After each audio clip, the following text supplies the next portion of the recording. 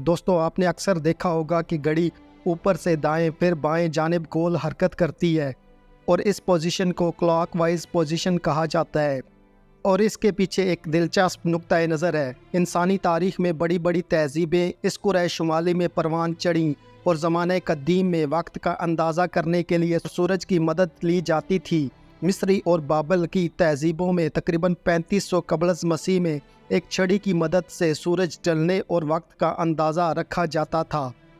سورج کا سایہ جیسے جیسے ڈلتا وقت کا اندازہ ہو جاتا اور یہ سایہ کلاک وائز چلتا تھا، جس سے وقت کا اندازہ لگانے کے لیے یہ عمل انسانی ذہن میں گھر کر گیا۔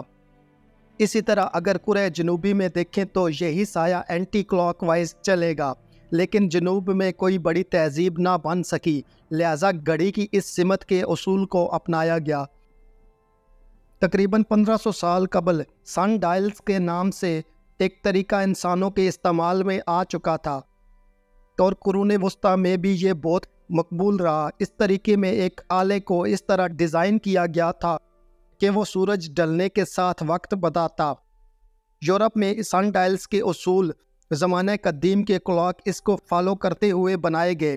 یہی وجہ ہے پوری دنیا میں رائج سوئیوں والی گھڑی دائیں سے نیچے پھر بائیں سے اوپر کی طرف گول گھومتی ہے۔ دوستو امید ہے کہ آپ کو یہ ویڈیو پسند آئی ہوگی اور آپ ہمارے اس یوٹیوب چینل کو ضرور سبسکرائب کریں۔